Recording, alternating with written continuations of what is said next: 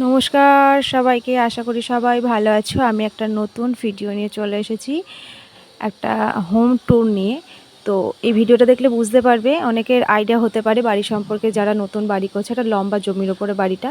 চলো আমি বাড়িটা তোমাদের ওটা সিঁড়িটা ছিল, সিঁড়িতে উঠেই এটা হচ্ছে মেন গেট।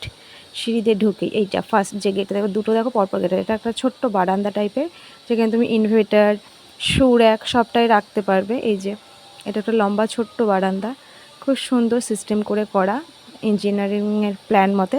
যারা লম্বা বাড়ি তারা মানে জমিটার যাদের লম্বা আছে তারা ট্রাই করতে পারো এইভাবে বাড়ি।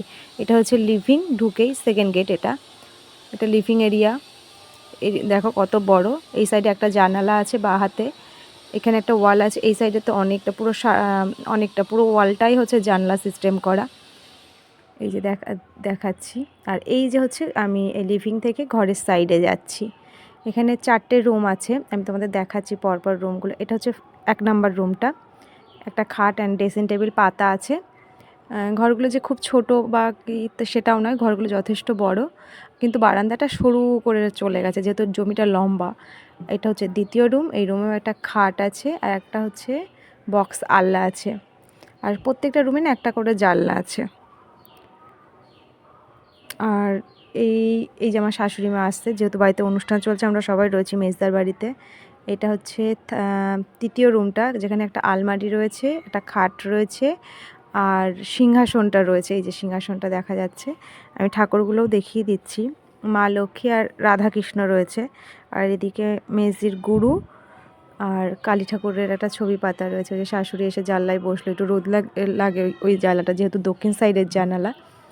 আর এইটা হচ্ছে চতুর্থ রুমটা। ঘরগুলো কিন্তু সবই এলোমেলো, যেহেতু আমরা অনেকে এসেছি। আজকে মেজদার ছেলের জন্মদিনের ভিডিওটাও শেয়ার করবো। এই ঘরেও একটা খাট আর একটা শোকেস রয়েছে।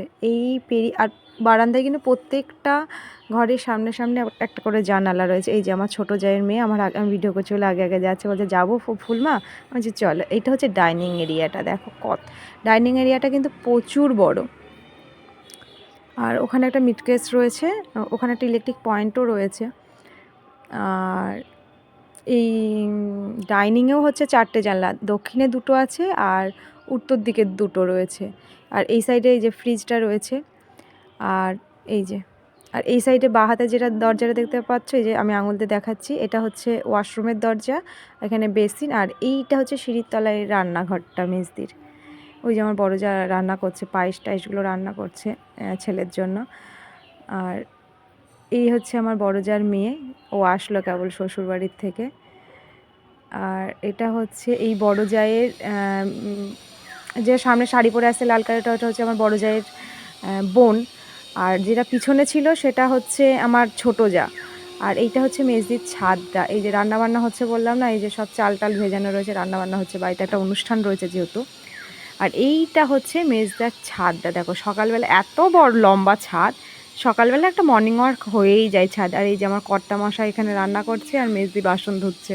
হাফ রান্না প্রায় হয়েই গেছে, আমি একটু ভিডিওটা করে নিলাম, নাহলে আর ভিডিও করতে পারবো না যেহেতু, আর টাইম পাবো না আর কি।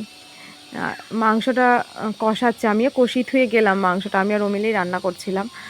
তো ভিডিওটা এখানেই শেষ করছি। ভালো লাগলে শেয়ার করো, লাইক করো অ্যান্ড কমেন্ট করো।